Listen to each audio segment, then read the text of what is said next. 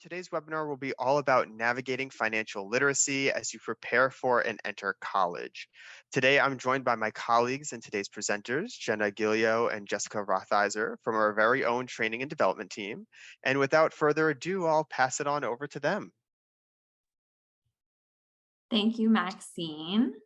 Appreciate the introduction. So for everybody, Maxine just mentioned, today is the Navigating Financial Literacy for College webinar, which is an installment of the College Readiness and Management series. So thank you for joining us today. As Maxine said, your presenters today are myself, Jenna Gilio, and Jessica Rotheiser. So thank you again for joining us.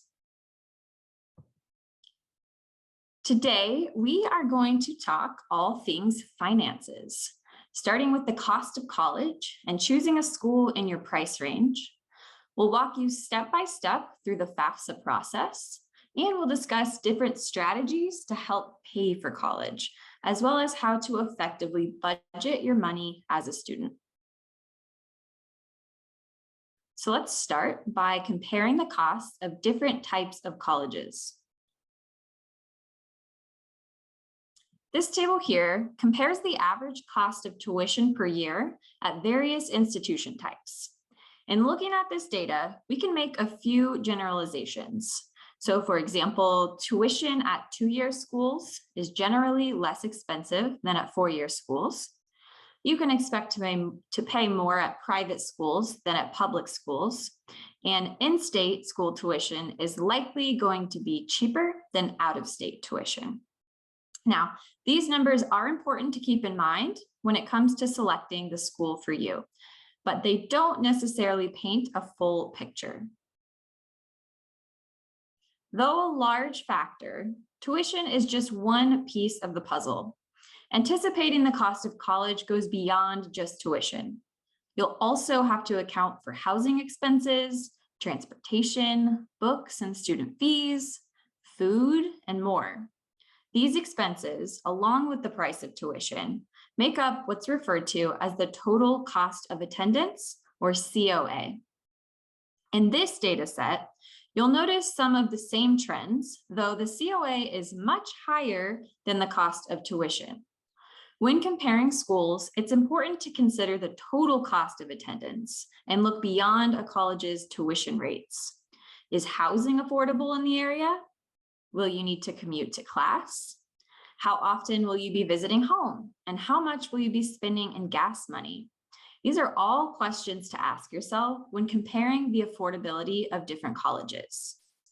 Now, with that said, these are some pretty big numbers, but you shouldn't necessarily let the price tag deter you from pursuing the school of your dreams. It is important to be realistic about which schools are within your price range, but fortunately, there are strategies and programs in place to help reduce the total cost of attendance. For example, attending a community college can be a cost-effective way to dip your toes into the world of higher education before transferring to a four-year institution. Local community colleges often have transfer agreements with nearby universities, which allows students who complete specific requirements to easily transfer into a four-year program. Transfer students can then earn a bachelor's degree from a four-year institution while only having to pay 2 years of higher tuition rates. If you're planning or would like to go out of state for college, you might also consider regional tuition exchange programs. 43 states participate in these programs, which allow you to go out of state, but pay reduced tuition at public universities. These programs may require a minimum GPA, exclude certain majors, have early application deadlines, or limit the number of students awarded the rate. And it's important to note that they do not include all public institutions. One example of a regional tuition exchange program is the Western Undergraduate Exchange. 15 Western states form this program, making it the largest of the four. And there are over 160 public colleges and universities that participate and ensure out-of-state students pay no more than 150% of the institution's in-state tuition rate.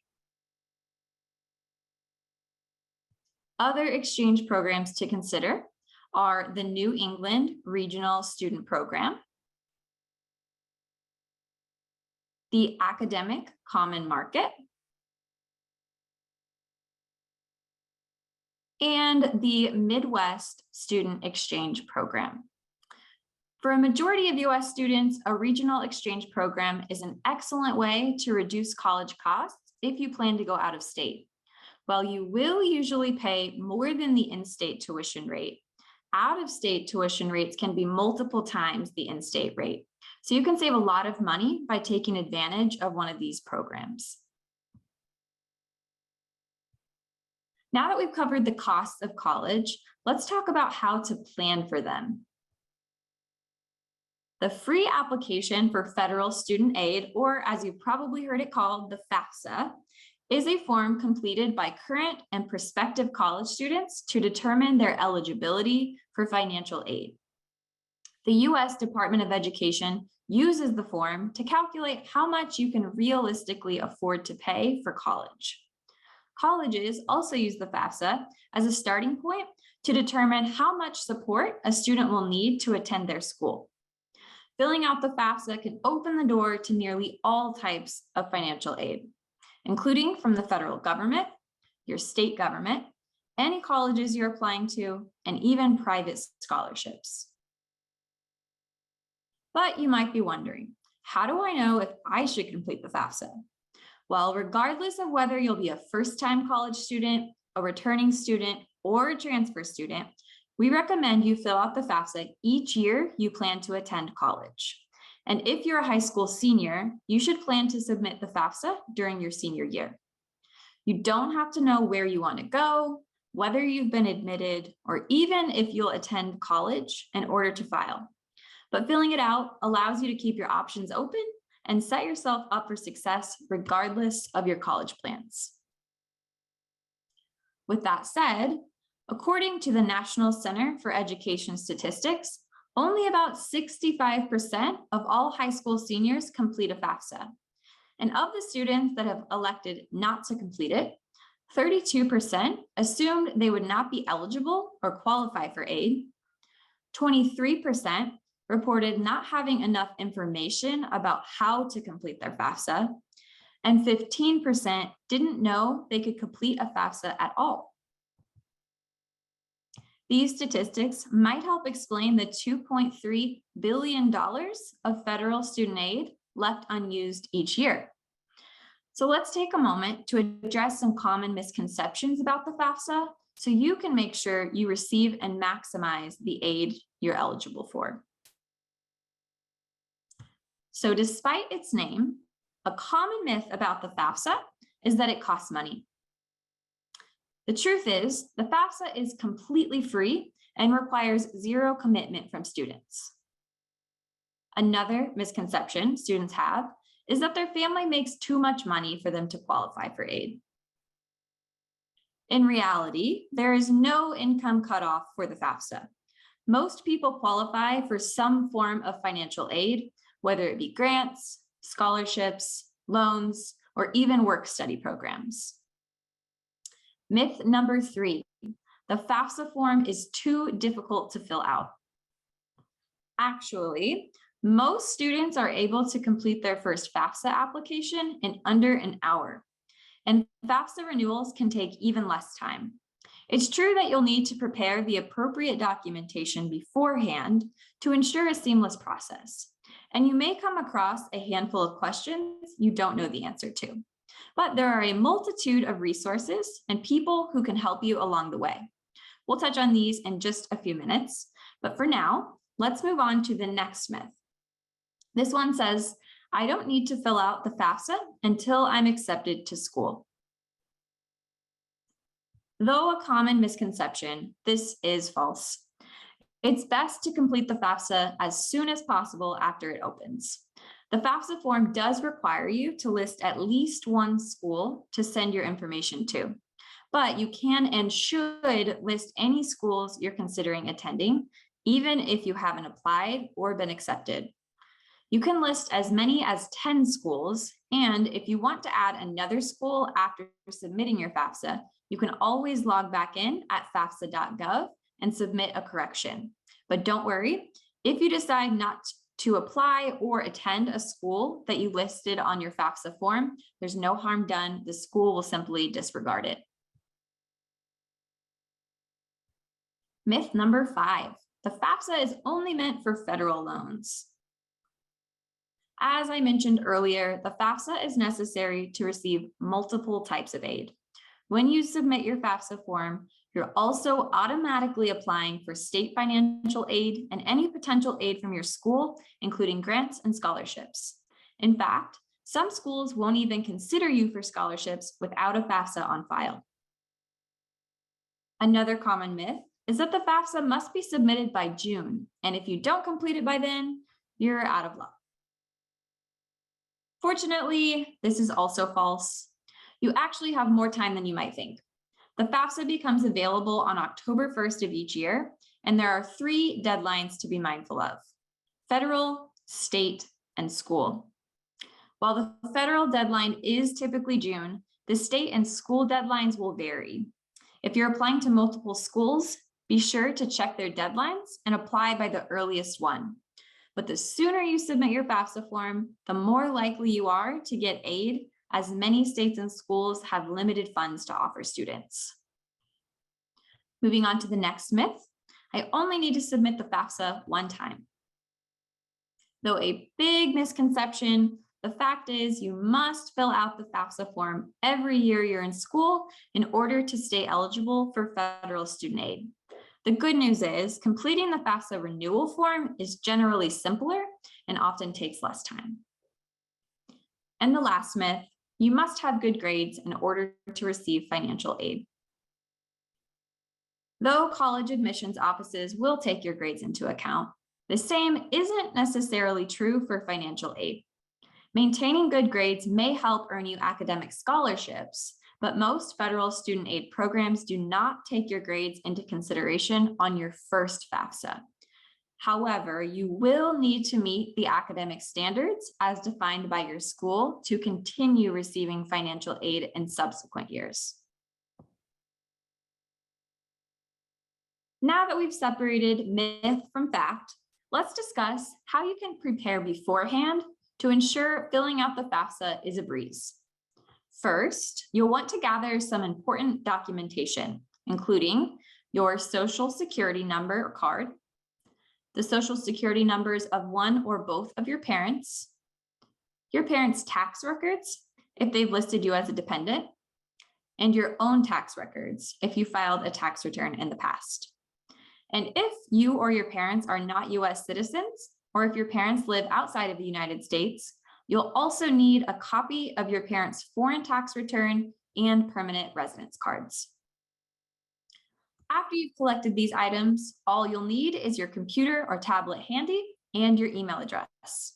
You'll want to keep an eye on your email after submitting your application, so make sure the email you use is one that you check often. Once you've properly prepared, filling out the form should be quick and easy. You can expect to complete it in around 45 minutes to an hour, though you can also feel free to take your time and take a break if you need to. You can always save your work and come back to it. The FAFSA is designed to guide you through the process step by step, but you're bound to come across a question or two that you aren't sure how to answer. So don't be afraid to ask for help. We recommend sitting down with a parent or guardian while you complete your form, but you can also reach out to your school counselor or your favorite teacher to help with any complicated questions. Many colleges have staff in their admissions department who should be able to offer support, so you can always reach out to the school you plan on attending and ask whether that's an option. And finally, the FAFSA hotline is a phone number you can call to reach an expert who can answer any questions you may have and offer advice as you fill out the form. So I filled out the FAFSA and I click submit. I'm all done, right? Well, not quite. After you submit your FAFSA, you should see a link directing you to apply for state aid. We recommend you take care of this right away. Most of the information will already be filled in for you from your FAFSA, so it should be fairly quick. You'll also want to be checking your email regularly to make sure your FAFSA is processed accurately. Keep an eye out for your student aid report, which helps colleges determine how much financial aid you're eligible for. It's important to review this document thoroughly to ensure it's accurate and free of errors. The FAFSA.gov website also has some helpful videos and resources to guide you through the next steps of the process, so be sure to check them out as well. And with that, I'm going to turn it over to Jess, and she's going to share some different strategies to pay for college, as well as provide some tips for managing your money during college. All right, thank you, Jenna. So once you've filled out your FAFSA, you will be, excuse me, I'm sorry. Once you filled out your FAFSA, there are 4 potential types of direct loans that are available under the U.S. Department of Education's Federal Student Loan Program. So first is direct subsidized loans. These are loans made to eligible undergraduate students who demonstrate financial need, and these will help cover the costs of higher education at a college or career school. Next is direct unsubsidized loans, which are loans that are made to eligible undergraduate as well as graduate and professional students, but eligibility for these loans is not based on financial need.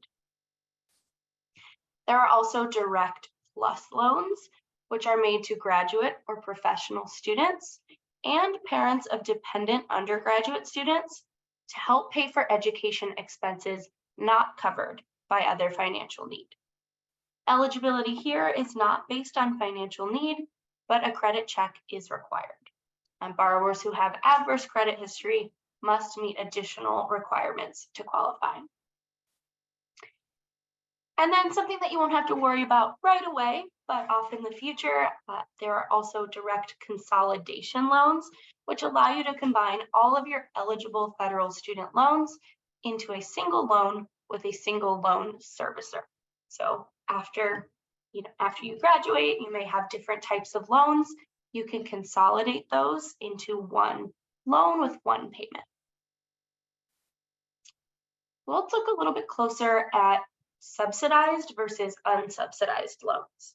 So in short, direct subsidized loans have slightly better terms to help out students who have financial need. So we'll look at a side-by-side comparison here. So subsidized loans, again, are available to undergraduate students with demonstrated financial need. Your school will determine the amount that you can borrow, and the amount may not exceed your demonstrated need. In addition, the U.S. Department of Education will pay the interest on a direct subsidized loan for you while you're in school at least half time for the first 6 months after you leave school, or your grace period, and during periods of deferment. Outside of those, then you will take over paying your interest on your own behalf. On the flip side, unsubsidized loans, which again are available to undergraduate and graduate students that have no requirement to demonstrate financial need. Similar to subsidized, your school will determine the amount you can borrow, and that's going to be based on your cost of attendance and other financial aid that you receive. And then the main difference here is that you will be responsible for paying the interest on unsubsidized loans at all times. So you can elect not to pay interest while in school during grace periods, so first 6 months after you graduate, or during periods of deferment, but your interest will still accrue and you'll be responsible for paying that in the future. Something to think about and maybe plan for, if you plan to pursue a career in public service, so public education, nursing, the military, or other forms of public service, the Public Service Loan Forgiveness Program, or PSLF, may be another good option for you. So this program will actually forgive the remaining balance on your direct federal loans after you've made 120 qualifying monthly payments under a repayment plan while working full-time for a qualifying employer. So if you're interested in going into public service, this can be a great way to ensure that you are only paying your student loans for a set amount of time, and then they will be forgiven after that. Another option worth considering is federal work study. Jobs available through the federal work study program generally involve working with the public or are related to your chosen course of study. But work study positions are more than just on-campus jobs. They're actually tied to your school's financial aid program. And to become eligible for a work study position, you must apply during the FAFSA process. But why choose a work study position over any other part-time job? Well, there are several advantages to a work study program. First is experience in your field.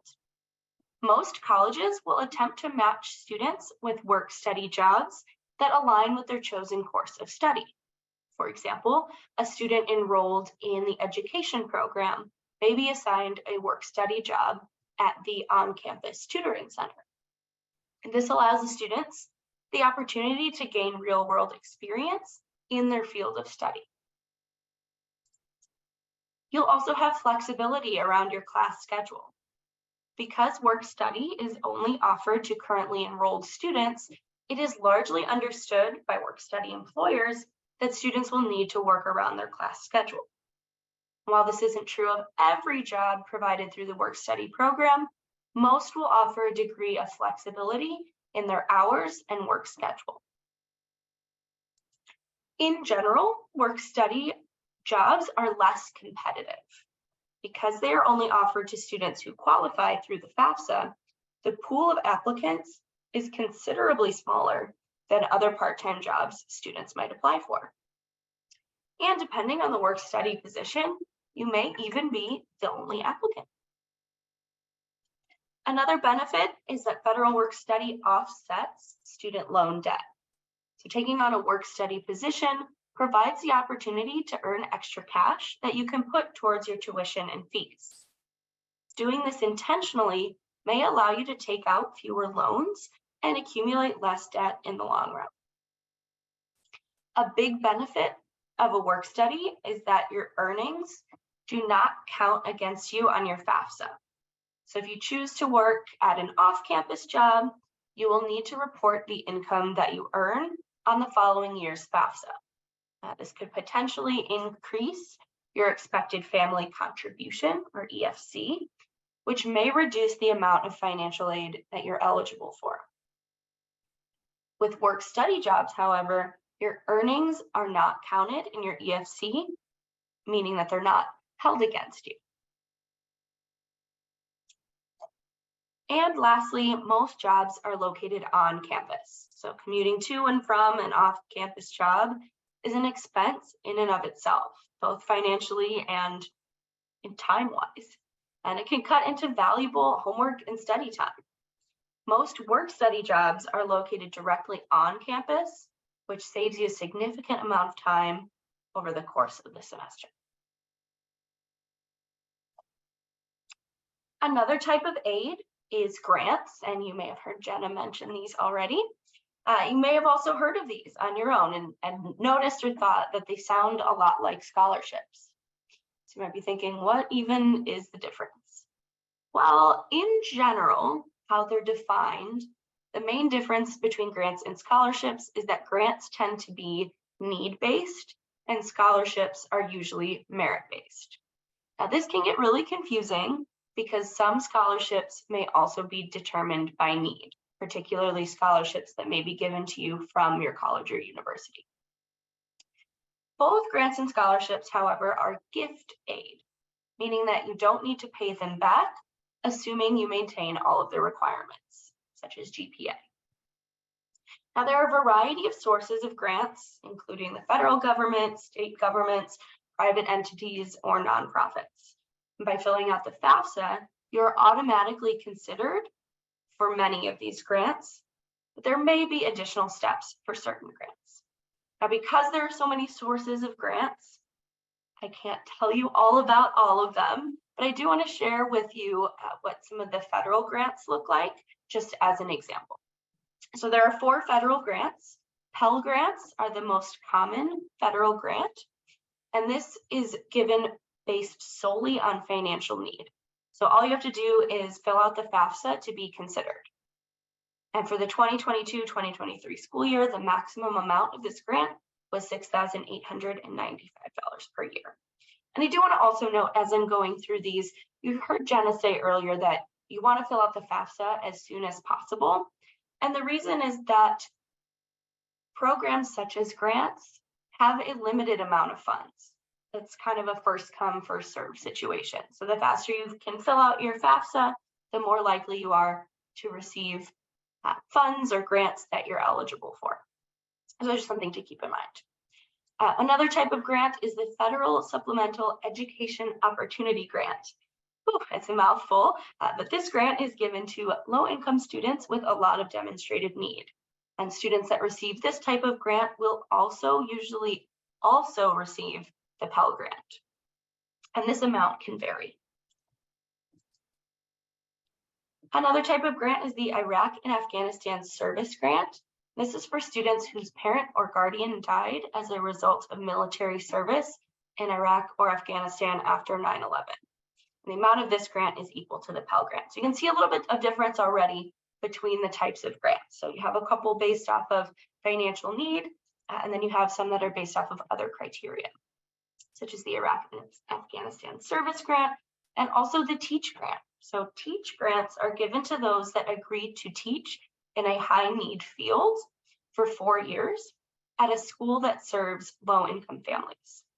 Now, not every university participates in the TEACH program, so you must enroll in a school that does participate. And if you choose to do the program, you'll receive $4,000 per year. But there is a caveat to this grant. If you do not end up fulfilling your 4-year commitment to teach at a school, a K-12 school that qualifies, you will actually have to pay this grant back. So something to consider there. But again, as I mentioned, there are a lot of different sources for grants. These are the 4 federal grants, but every state has their own grants. Universities have their own, and there are even private grants. So make sure you do your research, talk to your counselor about what might be available to you.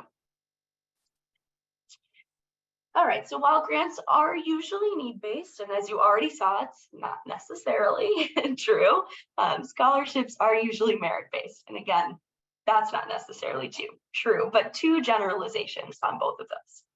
But scholarships being merit-based means that you can earn them for various achievements like GPA, test scores, an essay that you wrote, or a project you created, and so on. Now, there are billions of dollars in scholarship money, that's billions with a B, that are available to students every year. And these come from a variety of sources. Again, colleges and universities themselves, private scholarships, local businesses, and even websites where you can earn micro scholarships. And I'll show you one of those in just a minute.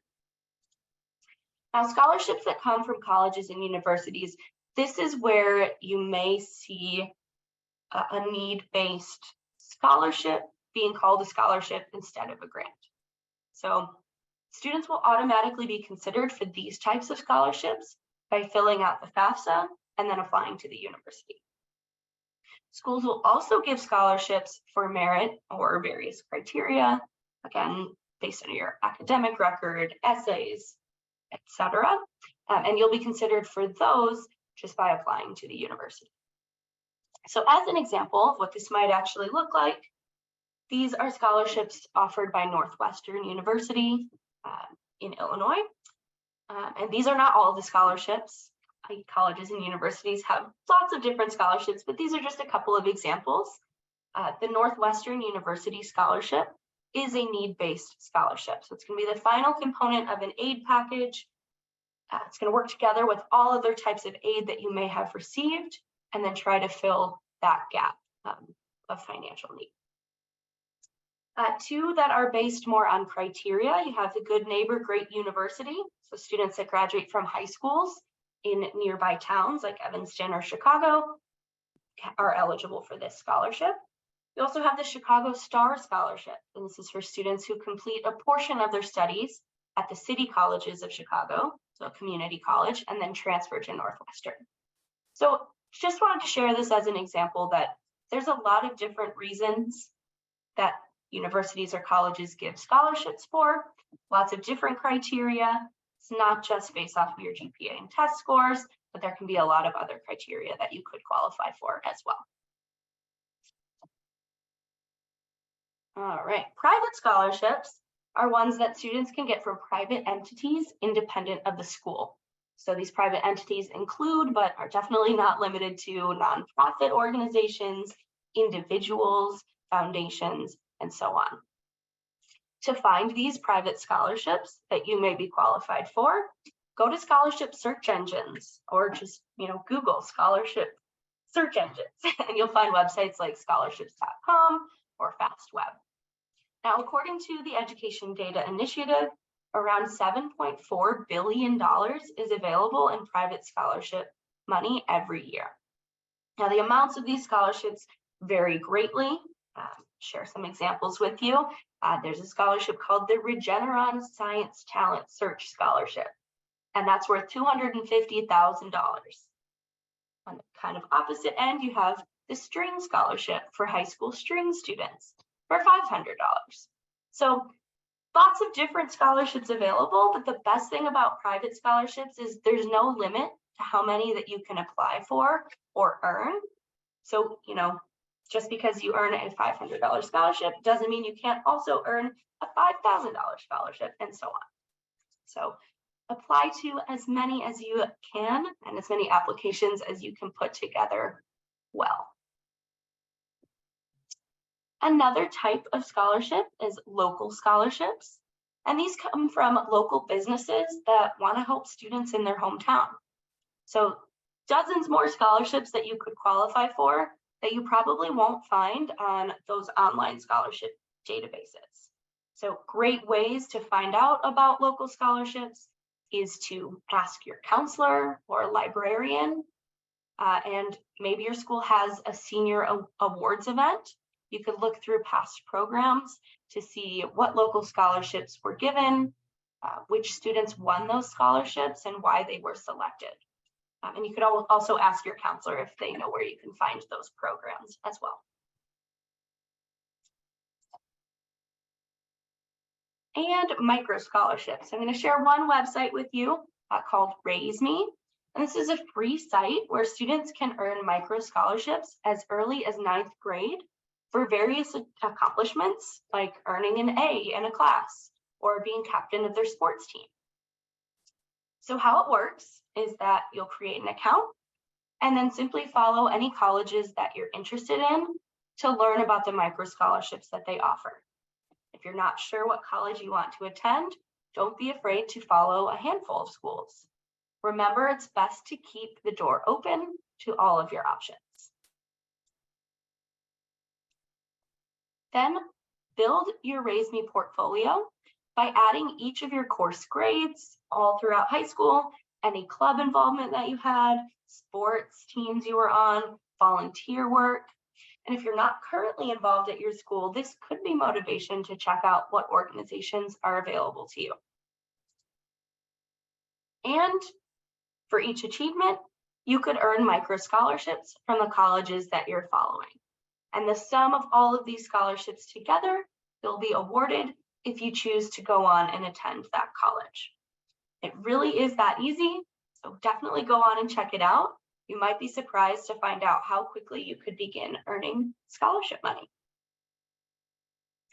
Now you might be wondering, you just gave me 4 types of scholarships, but you haven't mentioned athletic scholarships. Athletic scholarships are incredible scholarships, but only 1.3% of student athletes receive a full or even partial athletic scholarship. Not to mention, athletic scholarships are not guaranteed for 4 years. So you'll really want to make sure that you can pay for school outside of your sport. whether that's through grants, work study, scholarships, loans, all of the things that we talked about.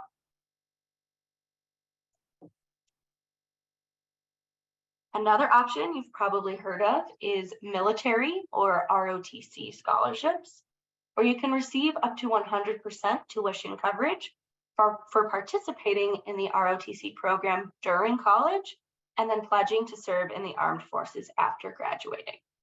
So now to qualify for this program, you'll need to be a US citizen, at least 17 years old, and so on. You can see all those qualifications on the screen.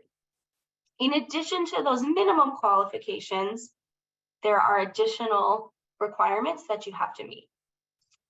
First, important thing to note is that not every school has an ROTC program, but there are 1,000 participating schools. So if you would like to do this program, you do have options of participating schools.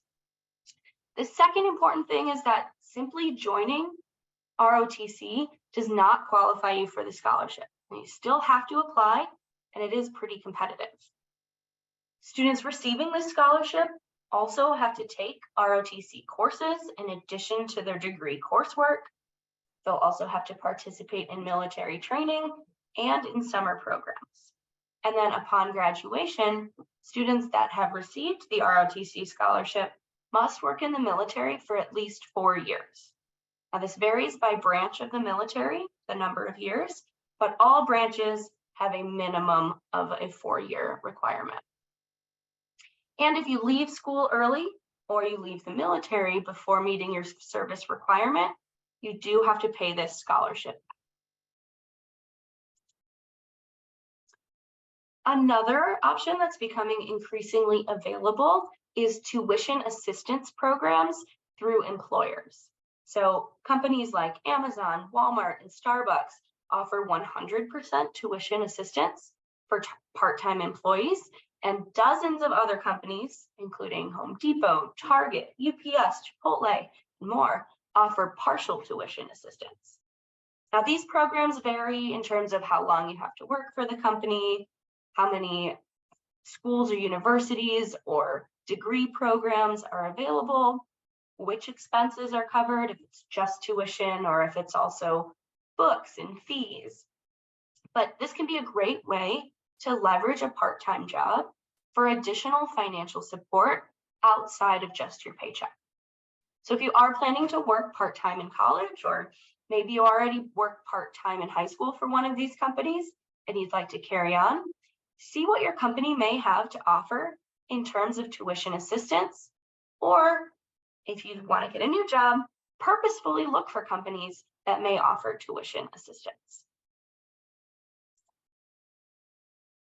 Now, as you just saw, there are so many ways to pay for college: federal loans, grants, work study, scholarships, employer tuition assistance, and so much more.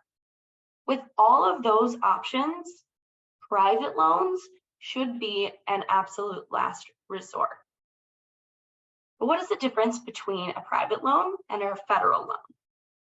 Well, obviously the source of the loan is the biggest difference. Federal loans coming from the government, private loans coming from banks or other loan providers. But besides that, the biggest difference is going to be in interest rates. Private loans could have variable interest rates, meaning that the interest can change over time. Federal loans will always have fixed interest rates. So when you receive the loan, you have an interest rate and it stays the same the entire length of the loan.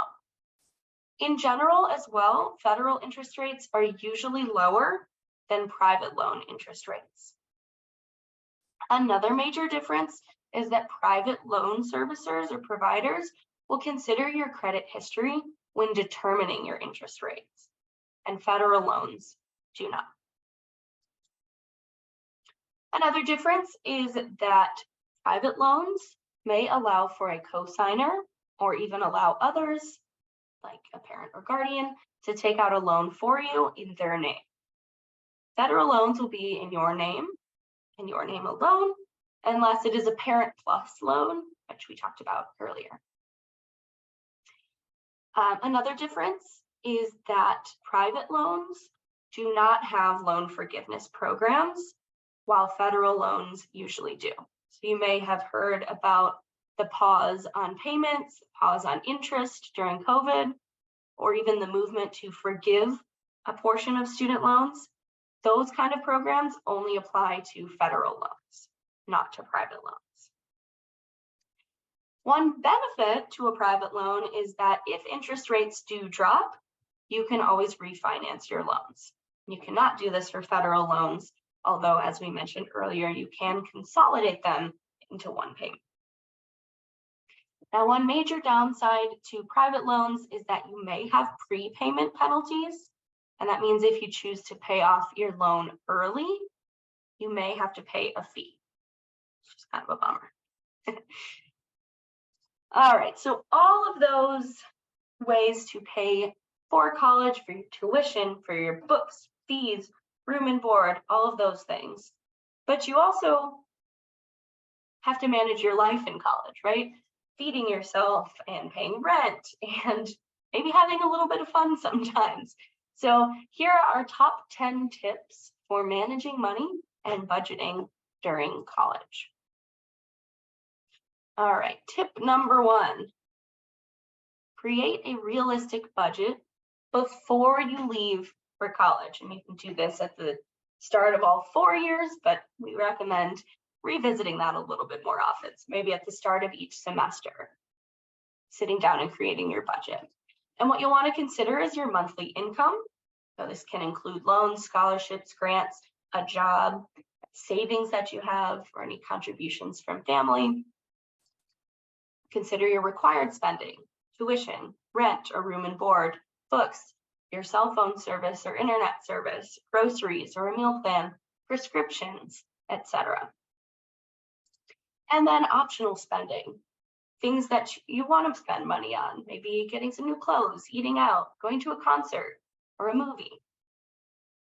Look at all of those things and figure out, what do I have to spend? And then how much will I have for optional spending left over? Tip number 2, only take out what you need in loans. And this is a really important thing to remember as you're filling out the FAFSA and you're getting back your results, finding out what you qualify for. Remember that you don't have to take out the full approved amount of a loan, and that you have to pay back every loan plus interest after you leave school. So again, once you've created your budget and figured out everything that you have to spend, only take out that amount in a loan so that you don't end up paying way more back when you're done. Tip number 3, use credit cards wisely. College is a great time to start building your credit. You're eligible for credit cards when you turn 18. You're heading off to college usually around the same time, but you can also ruin your credit by overspending or maxing out credit cards. So if you do choose to get a credit card, make sure you choose one that earns you points or rewards or cash back, and make sure that you're paying off the balance every month to avoid interest charges. Just use it on a little bit, maybe use it for your groceries, and then make sure you pay that balance off. And this will help you build your credit in a positive direction. Tip number 4, don't buy new. Rent your textbooks or even purchase used books. Or even better, you may be able to find them for free or for very cheap online. And on top of that, college kids are always selling things. They're moving, they're graduating, they don't want to take their things with them, or maybe they don't have enough room in their car or their new apartment. So buy used furniture, appliances, clothes, anything that they're getting rid of, take advantage of buying used. Tip number 5, use your student discount. Your student ID and email address are extremely powerful in saving you money. There are so many things that having a student ID gets you access to, like free entry to museums or discounts at technology stores. Maybe you need a new laptop. Apple, Microsoft, and HP all have education discounts.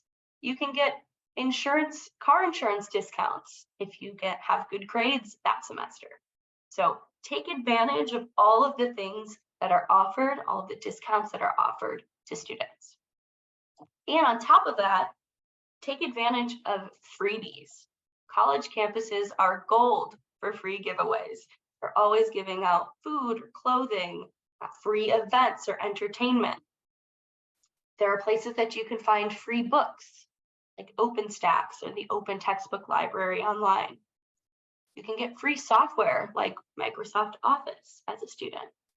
Access to free services like Handshake or the Ladders that will review your resumes and your cover letters for free if you're looking for an internship or a job. And something really cool that I wish I had when I was in college is pocket points. A lot of universities will participate in this, where you can earn free food for staying off your phone during class or while you're driving. Paying attention, staying safe could earn you some freebies. Tip number 7, great to start as early as you can, protecting yourself and your identity. Simplest way is to use strong passwords, making sure they're long and they're varied between accounts. Monitoring your credit. Most credit cards these days will allow you to check your credit report for free.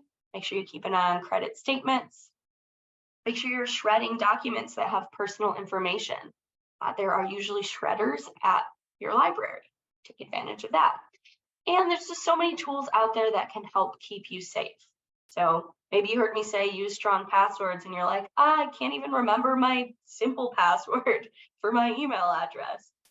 Try password managers where you can just remember one password and then it keeps track of all of the other passwords for you. And also, if anything offers multi-factor authentication, log in with an email address and a password and it sends you a text or a push notification. Take advantage of those as well. Those will keep you safe. Tip number 8, do as much as you can to avoid fees. So you're going to need a bank account to make sure that you can buy groceries and whatever else you need. Make sure you choose one that's fee-free, that doesn't have a minimum amount that you must have in the account before you get charged a fee. And again, if you choose to get a credit card, pick one that doesn't have an annual fee. Tip number 9 is a nice to have. It's an if you can, save and invest. And the reason I'm saying this is that the earlier you start investing, the better. And it's something that I wish I knew when I was younger. You can see in this diagram here, Ben and Joey. Ben starts investing at 21, only invests until he's 30, only 9 years. Joey starts investing at age 30 and keeps investing throughout his life. Ben ends up a little bit better off at retirement age. So if you can start early and have a little bit laying around, even a little bit can go a long way with that compound interest. And tip number 10, don't be afraid to say no.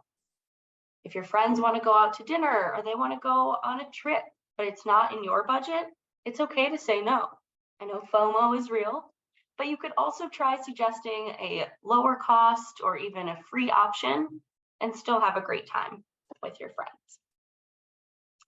So with all of that said, that brings us to the end of our financial literacy webinar today. Next up, next week, we have the last of the C.R.A.M series, Navigating Life During and After College. And again, that will be the 5th and final of our College Readiness and Management series. So on that note, we'd like to open the floor to questions. Awesome. Thank you both so much for that presentation. I know we went over a lot of content. So again, just as a reminder, both the slide deck and a recording of today's webinar is going to be available in a follow-up email, so you can review that moving forward.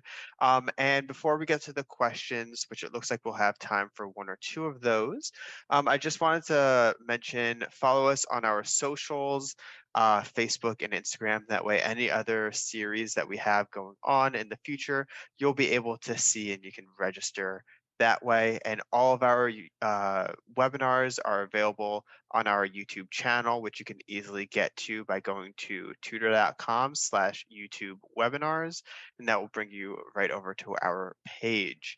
Now, we did have a couple of questions come in. One, Jenna, you mentioned that folks should review the student aid report very carefully to make sure there are no errors. In the event that they do notice an error, how do you go about making a correction?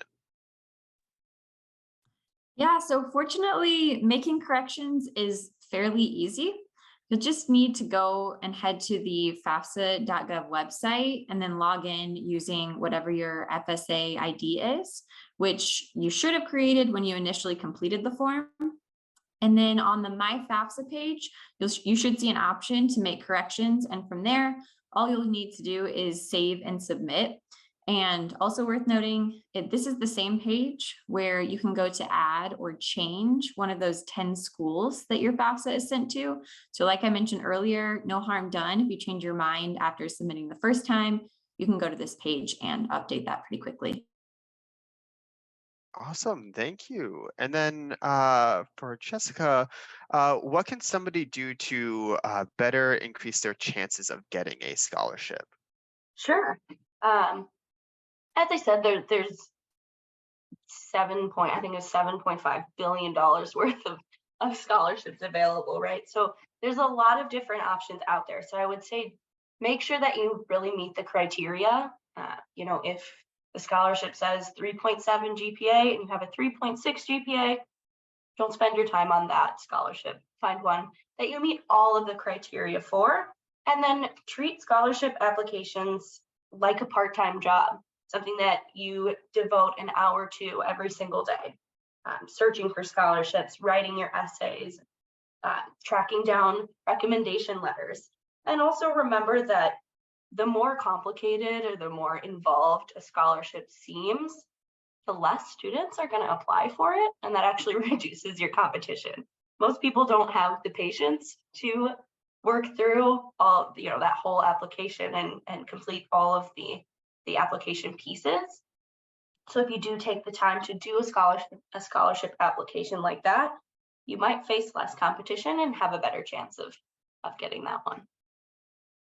Awesome. And then on a similar topic, and this one kind of goes for both of you, how, if at all, does financial aid differ between undergraduate and graduate school? Sure. I can take this one first. There's a couple of differences.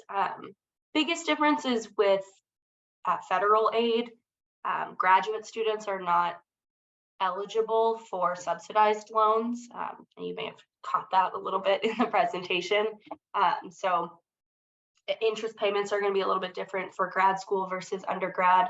There's also a lot of scholarships that are available to first-time college students. So obviously, if you're going to grad school, you've earned a degree first, so you're no longer a first-time college student. So you won't be eligible for certain scholarships, but there are separate scholarships available to only graduate students as well. And I'll let Jenna answer that as well if she wants to add anything. Yeah, sure. I would just echo everything Jess said. As a recent graduate student myself, I will say that to Jess's point, there are probably less scholarships available there, but again, don't be afraid to ask. Feel free to call the financial aid office at the school that you're looking to attend and just see what's available to you, because as Jess said, there are specific scholarships available to graduate students that you can take advantage of. Awesome. Thank you both. I don't think I see any other questions coming in. So I did just want to thank you both again, Jenna and Jessica, for the fantastic webinar. And then I hope to see everybody who joined us today at our webinar next week, which again, links will be sent out in the follow-up email for you to register through. But thank you all for joining.